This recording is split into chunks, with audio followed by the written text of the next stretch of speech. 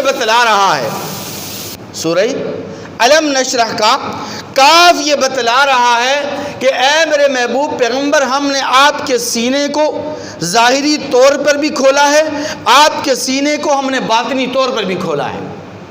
اور یہ کیوں کہا؟ اس لیے کہ اللہ تبارک و تعالیٰ نے سابقہ انبیاء کرام علیہم الصلاۃ والتسلیمات کے سینے کو بھی کھولا ہے، لیکن ان کے سینوں کو باطنی طور پر کھولا گیا۔ لیکن ظاہری اور باطنی دونوں طور پر اگر کسی کے سینے کو کھولا گیا ہے تو وہ میرے اور آپ کے محبوب پیغمبر صلی اللہ علیہ وسلم کے سینے کو کھولا گیا ہے۔ اور اس شرح صدر کی کیفیات اور اس شرح صدر کی جو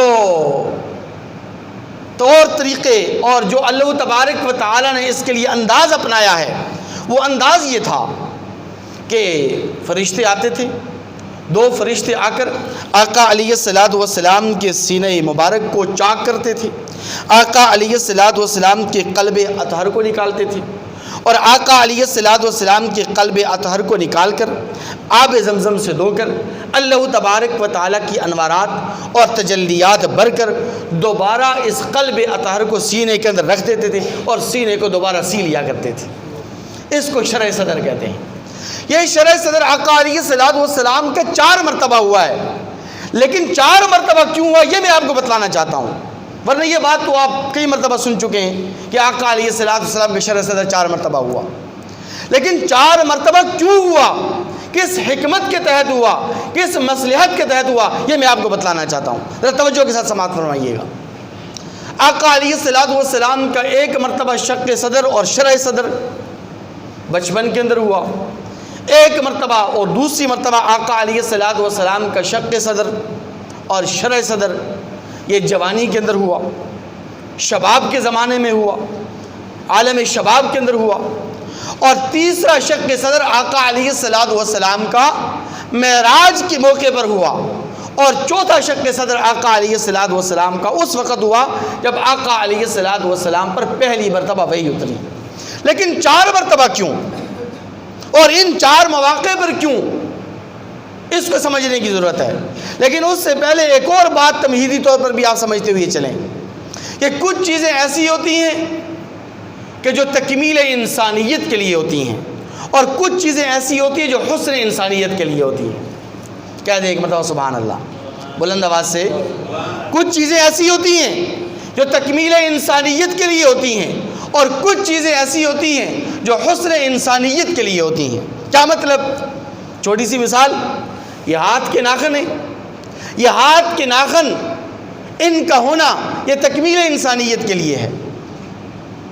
چھوٹا سا بچہ پیدا ہو جائے، خوبصورت ہو، حسین و جمیل ہو، ہاں جی، آسمان دنیا کی چاند کی طرح چمکتا اور دمکتا ہو، لیکن اس کے ناخن نہ ہوں تو آپ کیا کہیں گے؟ بچہ تو خوبصورت ہے، بچہ تو حسین و جمیل ہے، لیکن اس کے ناخن نہیں ہے، عیب ہے نا، کمزوری ہے، نقص ہے۔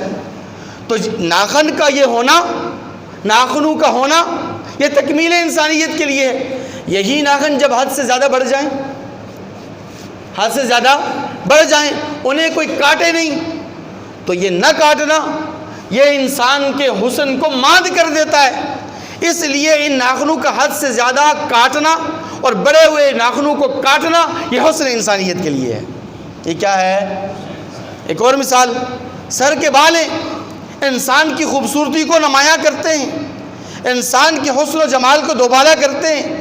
اگر کسی کے سر کے بال نہ ہوں، گنجا ہو، سر کے بال نہ ہوں، عیب نہیں ہے، لوگ اس کو معیوب سمجھتے نہیں سمجھتے، نقص ہے، کمزوری ہے۔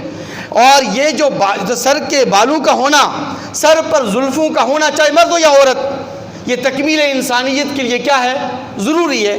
لیکن یہی بال جب حد سے زیادہ بڑھ جائیں، آپ کے کانوں کے اوپر آ جائیں، ہاں جی، مونچھوں کے بال آپ کے لبوں پر آ جائیں، آپ کے داڑھی کے بال ناف تک پہنچ جائیں، تو یہ معیوب ہے یا نہیں ہے؟ نقص ہے یا نہیں ہے؟ کمزوری ہے یا نہیں ہے؟ جب یہ بال حد سے زیادہ بڑھ جائیں تو ان بالوں کو کاٹنا، یہ حد سے بڑے ہوئے بالوں کو کاٹنا یہ حسن انسانیت کے لیے ہے۔ یہ کس کے لیے ہے؟ حسن انسانیت کے لیے ہے۔ تو چونکہ اللہ تبارک و تعالیٰ نے اپنے محبوب پیغمبر کو کامل انسان بھی بنانا تھا، اور کامل انسان بنانے کے لیے اللہ تبارک و تعالی نے آپ کو علم عطا فرمایا، اور اللہ تبارک و تعالی نے اپنے محبوب پیغمبر کو انسانوں کے اندر حسین و جمیل بھی بنانا تھا، اور حلم کے اعتبار سے بھی کامل، اکمل اور مکمل بنانا تھا۔ اس لیے اللہ تبارک و تعالی نے آپ کے سینہ اطہر کو کھولا، آقا علیہ السلام کا شق صدر کیا، اور 4 مرتبہ اللہ تبارک و تعالی نے آپ کے شق صدر فرمایا۔ اب سب سے پہلا شق صدر، سب سے پہلا شرع صدر آقا علیہ السلام کا بچپن میں کروایا گیا۔ لیکن بچپن میں کیوں؟ تاکہ آقا علیہ السلام کا بچپن بچوں کے لیے نمونہ بن جائے۔ یہی بچہ کل بڑا ہوگا، یہ ننھے محمد کل جب بڑے ہوں گے، نبوت کا دعویٰ کریں گے، نبوت کا اعلان کریں گے، آسمان دنیا کی تعلیمات لوگوں کو دیں گے، تو لوگ کہیں گے کہ آپ کیا بات کرتے ہیں، کل چھوٹے بچے آپ تھے تو اس وقت تو آپ کی یہ حرکتیں تھیں۔ چھوٹے بچے شرارت کرتے نہیں کرتے؟ بولیں سارے، نہیں کرتے۔ چھوٹے بچوں کے اندر شرارت کرنا، چھوٹے بچوں کی مستی، چھوٹے بچوں کا کھیلنا کودنا، یہ ان کی فطرت کے اندر داخل ہے۔ لیکن آقا علیہ السلام کا بچپن چونکہ نمونہ بننا تھا، آقا علیہ السلام کا بچپن دوسروں کے لیے مثال بننا تھا، اس کو کامل، اکمل اور مکمل بنانا تھا، اس لیے اللہ تبارک و تعالی نے بچپن ہی کے اندر آپ کا شرع صدر اور شق صدر کروایا گیا۔ آپ کے سینہ اطہر کو اور آپ کے قلب اطہر کو انوارات اور تجلیات سے بھر دیا گیا، تاکہ کل کوئی یہ تانا نہ دے سکے کہ اے محمد کریم، اے ننھے محمد، کل آپ بچپن کے اندر تو ایسی اونچی حرکتیں کیا کرتے تھے، معاذ اللہ۔ تو اس لیے آقا علیہ السلام کا شق صدر اور پہلا شرع صدر یہ بچپن کے اندر کروایا گیا۔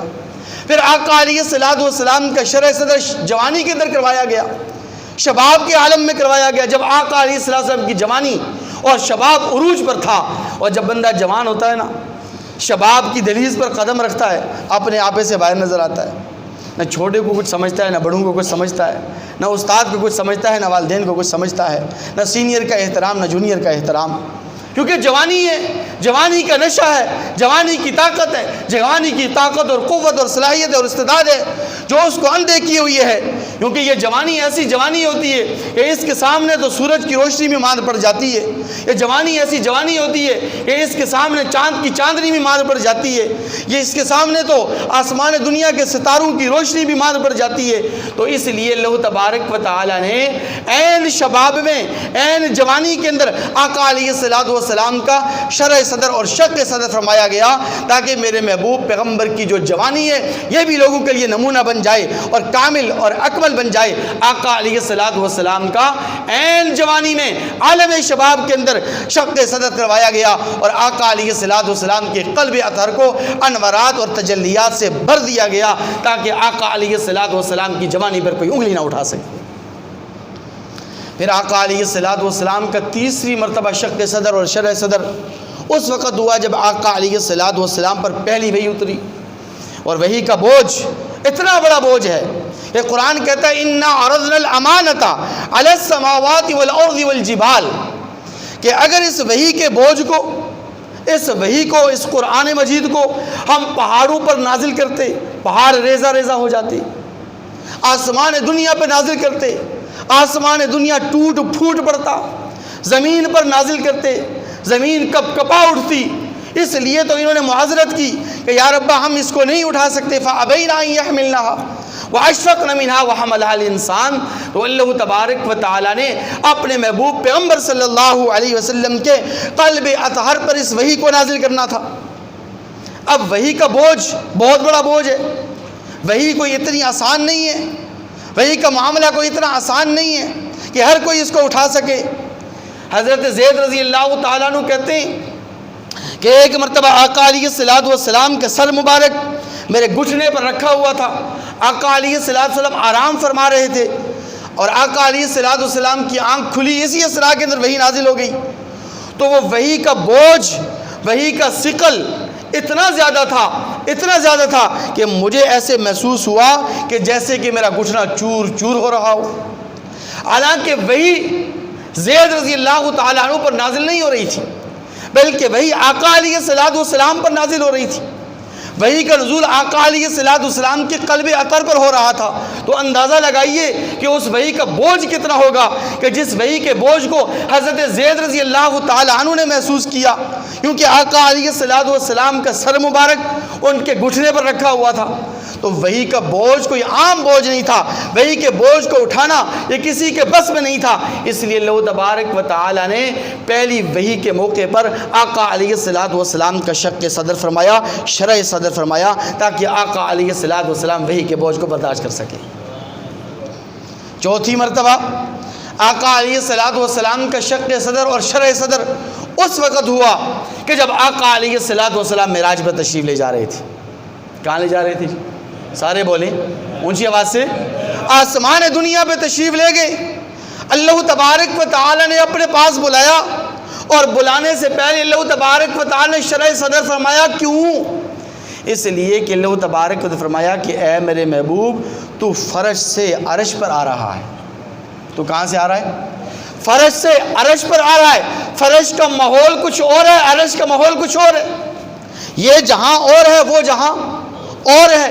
یہاں کی کیفیات الگ ہیں، وہاں کی کیفیات الگ ہیں، وہاں کی کیفیات مختلف ہیں یہاں کی کیفیات سے۔ اس لیے اے میرے محبوب پیغمبر صلی اللہ علیہ وسلم، تجھے میں اپنے پاس صرف بلا ہی نہیں رہا ہوں، بلکہ تجھے بلا کر اپنا دیدار بھی کروا رہا ہوں۔ تجھے اپنا اور اللہ کا دیدار کرنا کوئی آسان کام تو نہیں، اللہ کے دیدار کو برداشت کرنا کوئی آسان کام تو نہیں۔ اگر آپ کو بات سمجھ میں نہیں آتی تو میں آپ کو سمجھانے کے لیے عرض کر دوں کہ جو لوگ حج بیت اللہ کی سعادت حاصل کرنے کے لیے جاتے ہیں، عمرے کے لیے جاتے ہیں، ایئرپورٹ پہنچتے ہیں تو انجیکشن لگواتے نہیں لگواتے؟ سارے بولیں۔ انجیکشن لگوائے بغیر، میڈیکل کلیئر کیے بغیر ان کو مدینہ منورہ میں داخل نہیں ہونے دیا جاتا۔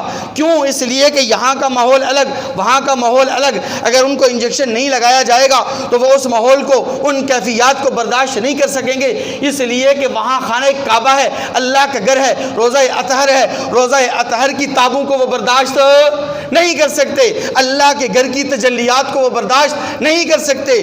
اس لیے انجیکشن لگوائے جاتے ہیں، میڈیکل کلیئر کروایا جاتا ہے، تاکہ وہاں پر جا کر، اس ماحول میں جا کر وہ بیمار نہ پڑ جائیں۔ اسی طرح اللہ تبارک و تعالی نے بھی اپنے محبوب پیغمبر کو جب عرش پہ بلایا، عرش برنی پہ بلایا، مدعو فرمایا، اپنا دیدار کرانا چاہا، تو اللہ تبارک و تعالی نے فرمایا کہ اے میرے محبوب پیغمبر، آنے سے پہلے اپنا شرح صدر کروا دے، آنے سے پہلے تیرا شق صدر کرواتا ہوں، تاکہ جب فرش سے عرش پر آئے تو میری تجلیات کو برداشت کر سکے، میری تجلیات کو برداشت کر سکے۔